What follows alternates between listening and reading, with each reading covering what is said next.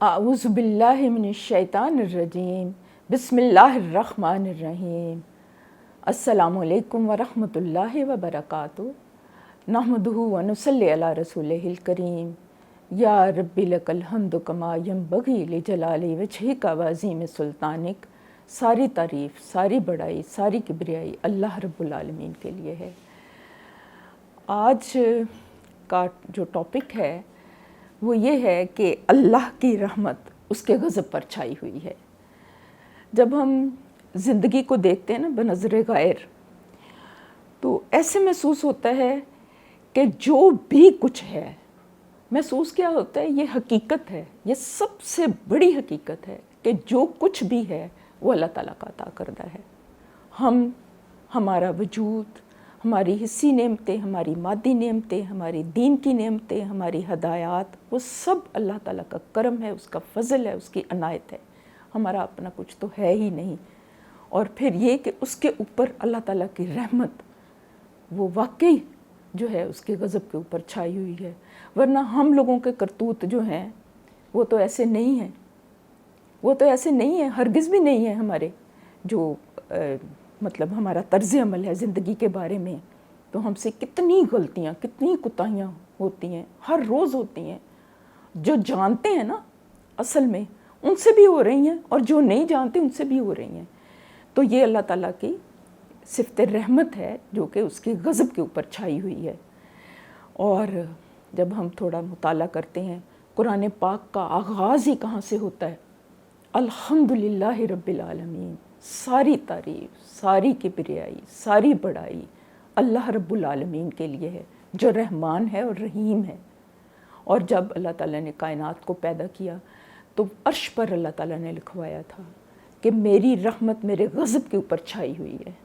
تو وہ اللہ تعالیٰ کی رحمت واقعی اس کے غضب کے اوپر چھائی ہوئی ہے کہ وہ ہمارے جو غلطیاں ہیں، ہماری کوتاہیاں ہیں، وہ ان کو معاف کرتا رہتا ہے، اور ہمیں زندگی کے سامان بھی دے رہا ہے، رزق بھی دے رہا ہے، اور آگے ہماری زندگی کے سلسلے بھی چل رہے ہیں۔ اسی سلسلے میں یہ ہے کہ جب اس کی رحمت چھائی ہوئی ہے اس کے غضب کے اوپر، تو ہم نے یہ دیکھنا ہے کہ ہم کس طریقے سے اس کے زیادہ رحمت کے مستحق ہو سکتے ہیں۔ ایک تو رحمت عامہ ہے جو سب کو میسر ہے، جو بلیورز ہیں ان کو بھی اور جو نان بلیورز ہیں ان کو بھی، لیکن ایک خاص رحمت ہے جس کی وجہ سے انسان جو ہے وہ بخشا جائے گا۔ اور وہ والی جو رحمت ہے نا، وہ صرف مومنین کے لیے جو کہ ایمان لاتے ہیں، اور وہ آخرت میں اس کا حصہ ملے گا۔ کیونکہ اللہ تعالیٰ کی رحمت کے 100 حصے ہیں، علماء کرام یہ بتاتے ہیں، تو ایک حصہ اس کائنات میں اللہ تعالیٰ نے وہ دیا ہے، اور 99 حصے آخرت کے لیے ہیں۔ تو وہ جو ایک حصہ ہے نا، اسی حصے کی بنا پر ماں اپنی اولاد سے محبت کرتی ہے، اور باقی ساری محبتیں ہیں، یہ مطلب ساری کائنات میں جو بھی محبتیں ہیں۔ اور حتیٰ کہ اگر جانور جو ہے وہ اپنے بچوں سے تکلیف دہ چیز کوئی ہٹاتا ہے یا اس کی چونچ میں کوئی دانہ ڈالتا ہے، تو وہ بھی اسی محبت کا ایک حصہ ہے۔ اور جب 99 محبتیں جو ہیں اللہ تعالیٰ نے آخرت کے لیے رکھی ہیں، تو آپ امیجن کریں کہ وہ کتنی بڑی محبت ہوگی، کتنا بڑا اللہ تعالیٰ کا فضل اور اس کا احسان ہوگا جو آخرت کے لیے اللہ تعالیٰ نے جمع کیا ہوا ہے۔ کیونکہ مخلوق تو ساری اللہ تعالیٰ کی ہے نا، تو اللہ تعالیٰ کو اپنی مخلوق اپنی اولاد کی طرح ہے، تو اللہ تعالیٰ کو وہ پسند ہے، اس لیے اللہ تعالیٰ سب کو رزق دے رہا ہے۔ ورنہ اللہ تعالیٰ کبھی بھی کسی ناشکرے کو، کبھی بھی کسی بے ایمان کو، کبھی بھی کسی مشرک کو، کبھی بھی کسی نان بلیور کو پانی کا ایک گھونٹ بھی نہ دیتا اگر اللہ تعالیٰ کی وہ رحمت نہ ہوتی۔ تو وہ اسی کی بنا پر ہم زندہ ہیں۔ لیکن رحمت عامہ سے رحمت خاصہ کی طرف آنے کی ضرورت ہے تاکہ ہم بخشے جائیں۔ دنیا میں تو اللہ تعالیٰ دے رہا ہے وہ سب کچھ، لیکن آخرت میں صرف انہی کو ملے گا اللہ تعالیٰ کی رحمت میں حصہ، اور انہی کے لوگوں کی بخشش ہوگی جو کہ اپنی غلطیوں پر اصرار نہیں کرتے، جو کہ توبہ کر لیتے ہیں جب ان سے غلطیاں ہو جاتی ہیں، اور پھر اللہ تعالیٰ کی طرف رجوع کرتے ہیں۔ تو اس کو ہم نے تھوڑا فوکس کرنا ہے، تھوڑا اس کے اوپر ہم بات کرنے کی کوشش کرتے ہیں۔ اس ضمن میں سورۃ النساء کی آیت آپ کے سامنے رکھتی ہوں، اس کا ترجمہ جو ہے وہ میں آپ کے سامنے پیش کرتی ہوں۔ وہ اس طرح سے ہے کہ البتہ جو ان میں سے تائب ہو جائیں اور اپنے طرز عمل کی اصلاح کر لیں اور اللہ کا دامن تھام لیں اور اپنے دین کو اللہ کے لیے خالص کر دیں، ایسے لوگ مومنوں کے ساتھ ہیں اور اللہ مومنوں کو ضرور اجر عظیم عطا فرمائے گا۔ آخر اللہ کو کیا پڑی ہے کہ تمہیں خواہ مخواہ سزا دے اگر تم شکر گزار بندے بنے رہو اور اللہ کی اور ایمان کی روش پر چلو۔ اللہ بڑا قدردان ہے اور سب کے حال سے واقف ہے۔ اچھا، اس آیت کا ایک تو جو ہے کچھ علمی احاطہ ہے جو کہ علماء کرام بتاتے ہیں، مفسرین بتاتے ہیں، لیکن قرآن پاک جیسے کہ آپ سب جانتے ہیں کہ یہ کتاب ہدایت ہے، مطلب قیامت تک کے لیے۔ ایک تو حضور پاک صلی اللہ علیہ وسلم کا دور تھا، ایک اس سے پہلے کا دور، پھر آنے والا دور، پھر آج کل کا دور۔ تو یہ قرآن پاک کیونکہ کتاب ہدایت ہے تو ہر زمانے میں اس سے ہدایت اخذ کرنے کے لیے انسان کے پاس بہت ایک وسیع میدان جو ہے وہ کھلا ہوا ہے۔ تو اس آیت کو ہم اگر سمپل انداز میں سمجھیں، بہت علمی انداز میں نہ صحیح، تو اس میں سب سے پہلا جو پوائنٹ ہے نا وہ آتا ہے کہ ان میں سے جو تائب ہو جائیں، یعنی غلطیاں انسان سے ہوں گی تو پھر کیا ہے کہ غلطی کرنے کے بعد اس کے اوپر اڑنا نہیں ہے، اس کے بعد توبہ کر لینی ہے، معافی مانگ لینی ہے۔ تو یہ والا جو رویہ ہے یہ ایک رحمانی رویہ ہے۔ اس کا لنک اگر ہم بنائیں تو یہ وہی حضرت آدم علیہ السلام کے واقعے سے اس کا لنک بنتا ہے کہ جب حضرت آدم علیہ السلام سے ایک اجتہادی غلطی ہو گئی تھی اور وہ شیطان آیا تھا خیر خواہ بن کے کہ آپ اس درخت کا پھل کھا لو یا جو بھی تھا، گندم کا دانہ تھا، جو بھی تھا، واٹ ایور اٹ از، تو وہ خیر خواہ بن کے آیا تھا اور قسمیں اس نے کھائیں تھیں تو ان سے ایک لغزش ہو گئی تھی، تو انہوں نے فوراً معافی مانگ لی تھی، ربنا ظلمنا انفسنا وان لم تغفر لنا وترحمنا لنکونن من الخاسرین، کہ یا اللہ ہم نے اپنے نفسوں کے اوپر ظلم کر لیا اور ہم سے کوتاہی ہو گئی، اگر تو نہ بخشے گا، تو نظر کرم نہ کرے گا تو ہم خسارہ اٹھانے والوں میں سے ہو جائیں گے۔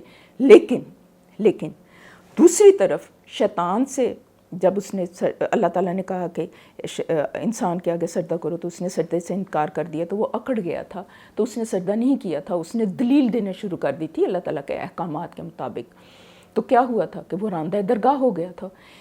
اس سے یہ پوائنٹ سمجھ میں آتا ہے کہ غلطی کر کے اکڑ جانا جو ہے وہ شیطانی رویہ ہے۔ غلطی انسان سے ہوتی ہیں کیونکہ نفس اس کے ساتھ لگا ہوا ہے اور اس میں نیگیٹیوٹی بھی ہے، پازیٹیوٹی بھی ہے۔ کبھی یہ ہو نہیں سکتا کہ انسان کی جو نیگیٹیوٹی ہے وہ مکمل طور پر دور ہو جائے، اور یہی تو امتحان ہے کہ نیگیٹیوٹی کے اوپر پازیٹیوٹی کو غالب کرنا ہے۔ تو یہاں بتایا گیا ہے کہ وہ غلطی ہو جاتی ہے لیکن وہ تائب ہو جاتے ہیں، اور پھر اگلا کیا ہے، اور اپنے طرز عمل کی اصلاح کر لیتے ہیں۔ پھر اس کے بعد یہ ہے کہ طرز عمل کی اصلاح بھی ضروری ہے۔ اصلاح کیا ہے؟ رویے کی اصلاح ہے، اخلاق کی اصلاح ہے، جس طرح کی غلطی ہے، جس طرح کی بھی وہ غلطی ہے، حقوق اللہ میں کمی کوتاہی ہے اس کو وہ دور کرتے ہیں، حقوق العباد میں کمی کوتاہی ہے اس کو وہ دور کرتے ہیں، تو یہ بھی ضروری ہے۔ اب وہ بات سے بات نکلتی ہے تو برسبیل تذکرہ میں تھوڑا سا یہ بتا دوں کہ توبہ جو ہے نا اس کے بھی کچھ شرائط ہیں۔ سب سے پہلے ہے کہ اس غلطی کے اوپر نادم ہونا، پھر وہ غلطی یا گناہ نہ کرنے کا عزم کرنا، اور پھر یہ ہے کہ اپنے آپ کو سدھارنا بھی، اللہ تعالیٰ سے معافی بھی مانگنا، حقوق اللہ میں کمی کوتاہی ہے وہ ادا کرنا، حقوق العباد میں کمی کوتاہی ہے اس کو ادا کرنا، کیونکہ اگر کسی نے چوری کی ہے اور وہ استغفار صرف کر رہا ہے تو اگر کسی کا وہ حق نہیں دے گا تو وہ جو ہے نا توبہ وہ قبول نہیں ہے۔ توبہ کا مطلب یہ ہے رجوع کر لینا، پلٹ آنا، تو یہ ذہن میں رہے۔ پھر یہ دیکھیں کہ میں دوبارہ اس آیت کے ترجمانی کی طرف آتی ہوں کہ اللہ کا دامن تھام لیں پھر اس کے بعد، کیونکہ توبہ کرنے کے بعد جتنی دیر تک انسان دوبارہ اللہ تعالیٰ کے ساتھ کنیکشن مضبوط نہیں کرے گا وہ اس کے اوپر قائم نہیں رہ سکتا۔ اور میں یہ ایک خلاصہ بیان کر رہی ہوں، ادروائز اس موضوع کے اندر بہت وسعت ہے۔ تو مختصر طور پر یہ ہے کہ پھر وہ اللہ تعالیٰ کی معرفت حاصل کریں، اللہ تعالیٰ کے قریب آنے کے لیے کون کون سی چیزیں ضروری ہیں جو وہ اختیار کریں، قرآن پاک کے ساتھ اپنے تعلق کو مضبوط کریں، اچھے لوگوں کی صحبت میں بیٹھیں تاکہ ان کے اندر پازیٹیوٹی آئے، اور اپنے دین کو اللہ کے لیے خالص کر لیں۔ خالص کر دینے سے کیا مراد ہے؟ خالص کر لیں، یہ بہت بڑی چیز ہے۔ سمپل الفاظ میں یہ ہے کہ وہ شرک سے باز آ جائیں، اللہ تعالیٰ کو واحد مانیں، یکتا مانیں، یہ کہ صرف وہی عبادت کے لائق ہے، وہی محبت کے لائق ہے، وہی ہماری امیدوں کا مرکز ہے، صرف اسی کو پکارنا ہے، اسی کے لیے امیدیں رکھنی ہیں، اور اس کی مطلب دلچسپیوں کا محور و مرکز ہی اللہ تعالیٰ ہو، اس کی دلچسپیوں کا، اس کی عقیدتوں کا، اس کے آگے جھکنے کا محور و مرکز ہی اللہ تعالیٰ ہو، یعنی خالص اس کے لیے عبادت کر دینا انسان۔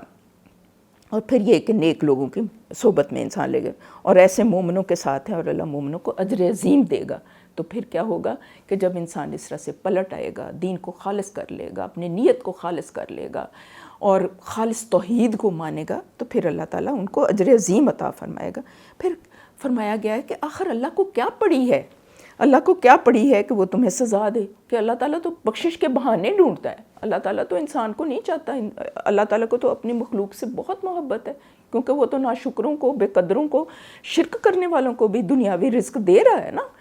تو اللہ تعالیٰ بتا رہے ہیں کہ اللہ تعالیٰ تو بخشش کے بہانے ڈھونڈتا ہے، تو تم آگے بڑھو تو صحیح، غلطی ہو بھی جاتی ہے تو خیر ہے۔ اس بارے میں آپ نے بارہا بہت سی احادیث پڑھی ہوں گی، روایات پڑھی ہوں گی کہ کس طرح ایک بندے سے اس طرح جرم ہو گیا، اس سے 99 قتل ہو گئے، وہ کسی کے پاس گیا، اس نے کہا کہ نہیں تمہاری بخشش نہیں ہو سکتی، تو اس نے غصے میں آ کر اسے بھی قتل کر دیا۔ پھر وہ کہیں اور گیا تو اس نے کہا کہ نہیں بخشش تو اللہ تعالیٰ کے ہاں ہے، تمہیں مایوس ہونے کی ضرورت نہیں ہے۔ پھر اس نے یہ انڈیکیٹ کیا تھا کہ تم اچھے لوگوں کی صحبت کی طرف جاؤ، کہ اچھا ماحول پھر کریٹ کرنا ضروری ہے۔ یہ میں نے مختصر طور پر اس کو بیان کر دیا تاکہ ہمارے ذہن میں رہے کہ اللہ تعالیٰ جو ہے نا وہ انسان کی نیتوں تک کو جانتا ہے۔ تو اس کی نیت اب بن گئی تھی، لیکن اس توبہ کو برقرار رکھنے کے لیے وہ آخری شخص نے یہی کہا تھا کہ اب اچھی لوگوں کی صحبت میں جاؤ اور وہاں اس بستی میں جاؤ، اس ماحول کو چھوڑ کے۔ اور مہاجر وہ ہے جو کہ ہر اس چیز کو چھوڑ دے جو کہ اللہ تعالیٰ کو ناپسند ہے۔ تو یہ نقطہ بھی ذہن میں رہے۔ پھر یہ ہے کہ اگر تم شکر گزار بنے رہو اور ایمان کی روش پر چلے رہو، چلو تو شکر گزاری کیا ہے؟ کیا ہے شکر گزاری؟ نعمت کا اعتراف، نعمت کا اعتراف، احسان مندی، قدردانی کہ اللہ تعالیٰ نے ہمیں بے شمار نعمتیں دی ہیں۔ یقین کریں اتنی نعمتیں دی ہیں، وہ ایک الفاظ میں ہم تو بیان کر کے گزر جاتے ہیں نا، لیکن اس کے اوپر آپ غور کریں نا، اس ایک چیز کے اوپر کہ ہمارا اپنا تو کچھ ہے ہی نہیں، سب کچھ اللہ تعالیٰ کا عطا کردہ ہے۔ ہمارا وجود بھی اپنا نہیں ہے، ہماری اولاد جو ہے وہ بھی اللہ تعالیٰ نے ہمیں دی ہے، ہماری حصی نعمتیں ہیں، ہماری معنوی نعمتیں، ہماری مادی نعمتیں، ہر چیز اس کی عطا ہے۔ تو اسی کا احسان مانیں، اسی کی قدردانی کریں، اسی کے آگے جھک جائیں، پھر عبادت بھی اسی کی کریں، اسی کے نیاز مندی کریں، اسی کے آگے سر جھکائیں، اسی کی اطاعت کریں، کیونکہ وہی خالق ہے، وہی مالک ہے، وہی رازق ہے۔ تو یہ ہے۔ پھر اللہ تعالیٰ قرآن پاک میں کہتا ہے نا کہ پھر اس کا کیا رزلٹ نکلے گا؟ رزلٹ کیا نکلے گا؟ لَإِن شَكَرْتُمْ لَأَزِيدَنَّكُمْ، اگر تم شکر ادا کرو گے تو میں تمہیں اور دوں گا۔ اور اس کے بارے میں کیا ہے کہ واقعی وہ قرآن پاک میں پھر اللہ تعالیٰ یہ بھی فرماتے ہیں نا کہ اگر بستی کے لوگ تقویٰ کی روش اختیار کرتے تو آسمان اور زمین سے برکتوں کے دروازے کھل جاتے۔ تو اس کے اثرات ہوتے ہیں، یہ بھی چیز ذہن میں رہے۔ تو پھر اللہ تعالیٰ بہت قدردان ہے، بہت مہربان ہے، اللہ تعالیٰ قدر کرتا ہے جو اس کی طرف لوٹ آتے ہیں۔ بعض یہ قرآن پاک جب ہم پڑھتے ہیں نا تو اس میں یہ ہے کہ اللہ تعالیٰ بے نیاز ہے، نو ڈاؤٹ اللہ تعالیٰ بے نیاز ہے، لیکن اللہ تعالیٰ بے نیازی کے ساتھ ساتھ یہ نہیں ہے کہ کوئی بندہ اچھا کام کر رہا ہے تو اللہ تعالیٰ کو اس کی پرواہ ہی نہیں ہے، نہیں، اس کا یہ مطلب نہیں ہے۔ اللہ تعالیٰ نیک کام کرنے والوں کے اس جذبے کو، اس نیت کی بہت قدردانی کرتا ہے۔ یہی فرمایا گیا ہے نا آیت کے اختتام پر، اور اللہ بہت قدردان ہے اور سب کے حال سے واقف ہے کہ کوئی بندہ کس حال میں، کس نوعیت میں، کہاں پر، جلوت میں، خلوت میں، کس طرح سے اسے یاد کر رہا ہے، کس طرح سے آگے بڑھ رہا ہے، کس طرح سے وہ اپنے آپ کو گناہوں سے بچا رہا ہے، کس طرح سے وہ شکر گزاری کا حق ادا کر رہا ہے، کس طرح سے وہ اپنے نیت کو خالص کر رہا ہے، کس طرح سے اس سے غلطیاں ہو جاتی ہیں، تو وہ پھر دوبارہ اللہ تعالیٰ کی طرف لوٹ کے آ جاتا ہے۔ تو اس سلسلے میں میں آپ کے سامنے آپ صلی اللہ علیہ وسلم کی کچھ ارشادات میں رکھوں گی، وہ بھی ہے، اور اس سے پہلے چند ایک پوائنٹ ہے وہ میں ضرور عرض کرنا چاہوں گو کہ میں پہلے عرض کر چکی ہوں، لیکن یہ دوبارہ میں دہرا دیتی ہوں کیونکہ وہ اس کے ساتھ وہ لنک ہو رہے ہیں کہ حضور پاک صلی اللہ علیہ وسلم دن میں 70 دفعہ سے زیادہ استغفار کرتے تھے، اور اسی طرح سے حضرت عمر ایک دفعہ وہ بارش نہیں ہو رہی تھی تو وہ دعا کرنے کے لیے نکلے تو انہوں نے صرف استغفار پر اکتفا کیا. تو لوگوں نے پوچھا کہ اے امیر المومنین آپ نے بارش کے لیے تو دعا کی نہیں. انہوں نے کہا میں نے آسمانوں کے ان دروازوں کو کھٹکا دیا ہے جہاں سے بارش ہوتی ہے، یعنی میں نے استغفار کیا ہے، کیونکہ بہت سی نعمتیں اللہ تعالیٰ اس وقت بھی دینا بند کر دیتا ہے جب انسان سے غلطیاں کوتاہیاں ہوتی ہیں اور انسان کو پتہ نہیں ہوتا. پھر کثرت سے استغفار کرنے کی ضرورت ہے. تو آج کل کے حالات میں ہمارے لیے بھی یہ ضروری ہے. پھر اس کے بعد وہ بھی ہم نے واقعہ ڈسکس کیا تھا کہ کس طرح حضرت حسن بصرہ کی محفل میں کہ مختلف لوگ آئے، انہوں نے مختلف شکایات کی. کسی نے کہا کہ میرے پاس رزق کی کمی ہے، کسی نے کہا کہ اولاد نہیں ہے، کسی نے کہا کہ قحط سالی ہے. تو انہوں نے سب کے لیے ایک ہی علاج تجویز کیا کہ استغفار کرو، استغفار کرو. تو انہوں نے نا بڑی تعجب سے پوچھا کہ آپ تو ہر ایک کے لیے یہی بات کہہ رہے ہیں. تو انہوں نے پھر سورۃ نوح کی ان آیات کو دہرا دیا کہ جس میں اللہ تعالیٰ نے حضرت نوح علیہ السلام کی وساطت سے یہ پیغام دیا تھا کہ اگر تم کثرت سے استغفار کرو گے تو کیا ہوگا، اللہ تعالیٰ آسمان کو برستا ہوا بھیجے گا، تمہیں مال سے نوازے گا، تمہیں اولاد سے نوازے گا، تمہارے لیے باغ پیدا کر دے گا، نہروں کو جاری کر دے گا. تو آج کل کے دور میں بھی ہمارے لیے یہ خاص طور پر یہ بہت بہت اہم نقطہ ہے کہ ہم کثرت سے استغفار کریں. اور اس کے لیے سید الاستغفار کا بھی جیسے بیان کیا گیا تھا کہ اس کو ہم پڑھیں، صبح شام پڑھیں، کثرت سے توبہ کریں، اپنے گناہوں کی معافی مانگیں، اپنے طرز عمل کی اصلاح کر دیں. یہی پوائنٹس تھے نا کہ جو کیا کرتے ہیں، تائب ہو جاتے ہیں، طرز عمل کی اصلاح کر لیتے ہیں، اللہ تعالیٰ کے دامن کو مضبوطی سے تھام لیتے ہیں. اس کے بعد یہ ہے کہ شکر کرتے ہیں، استغفار کرتے ہیں، شکر کرتے ہیں زبان سے بھی. اور ہمارا دین کتنا خوبصورت ہے کہ دن کی ابتدا الحمدللہ الذی احیانا بعد اذ اماتنا والیہ النشور، کہ صبح کی ابتدا بھی الحمدللہ سے ہے. چھینک آ جائے تو الحمدللہ ہے، کھانا کھانے کے بعد الحمدللہ ہے، سونے سے پہلے الحمدللہ ہے. یعنی اس میں تعریف بھی ہو، شکر بھی ہو، اللہ تعالیٰ کے آگے جھکنا بھی ہو، کیونکہ وہی دینے والا ہے. تو انسان کی زندگی میں پھر بہت برکت آ جاتی ہے. تو آپ صلی اللہ علیہ وسلم کا ارشاد میں آپ کے سامنے رکھتی ہوں. آپ فرماتے ہیں کہ سارے کے سارے انسان خطا کار ہیں اور بہترین خطا کار وہ ہیں جو بہت زیادہ توبہ کرنے والے ہیں. یہ ترمذی میں سے ہے. یعنی غلطیاں تو ہوں گی لیکن توبہ کرنی ہے. یہ پوائنٹ اس میں سے نکلتا ہے. پھر یہ ہے کہ اللہ کی رحمت سے ہر وقت پر امید رہنا ہے، کیونکہ کئی لوگ کہتے ہیں کہ اب اتنے گناہ ہو گئے ہیں، اب کہاں اللہ تعالیٰ نے بخشنا ہے. تو اللہ تعالیٰ کی رحمت سے پر امید رہنا ہے، ہمیشہ اس کے آگے جھکنا ہے، ہمیشہ اس سے مانگنا ہے. کیونکہ یہ قرآن پاک کی آیت کا ترجمہ میں آپ کے سامنے رکھتی ہوں. سورۃ الزمر کی آیات ہیں 53 اور 54. تو اس کا یہ ترجمہ میں آپ کے سامنے رکھتی ہوں. کہتے ہیں کہ اے میرے وہ بندو جو اپنی جانوں پر زیادتی کر بیٹھے ہو، اللہ کی رحمت سے ہرگز مایوس نہ ہونا. یقیناً اللہ تمہارے سارے کے سارے گناہ معاف فرما دے گا. وہ بہت ہی معاف فرمانے والا اور بڑا ہی مہربان ہے. اور تم اپنے رب کی طرف رجوع ہو جاؤ اور اس کی فرمانبرداری بجا لاؤ، اس سے پہلے کہ تم پر کوئی عذاب آ پڑے اور پھر تم کہیں سے مدد نہ پا سکو. تو یہ ہے کہ اللہ تعالیٰ کی طرف رجوع کرنا ہے اگر زیادتی ہو جائے. تو اس میں بھی اللہ تعالیٰ نے یہ ہمیں تلقین کی ہے خاص طور پر. پھر حضور پاک صلی اللہ علیہ وسلم نے اس بارے میں مزید ارشاد فرمایا، یہ مسلم سے ہے کہ لوگوں اللہ سے اپنے گناہوں کی معافی چاہو اور اس کی طرف پلٹ آؤ. مجھے دیکھو میں دن میں 100 بار اللہ سے مغفرت کی دعا کرتا رہتا ہوں. پھر یہ ہے کہ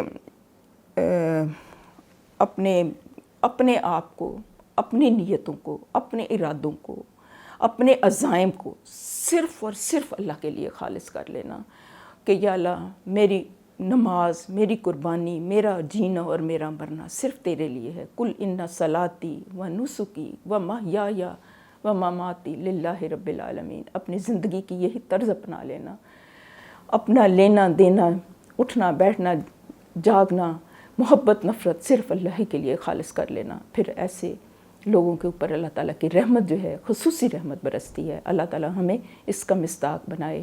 اللہم آتی نفسی تقواہا و زکیہا انت خیر من زکاہا انت ولیہا و مولاہا. وآخر دعوانا الحمدللہ رب العالمین. آپ سب خوش رہیں، آباد رہیں، شاد رہیں، خیریت سے رہیں، عافیت سے رہیں. اللہ تعالیٰ آپ سب کا حامی و ناصر ہو.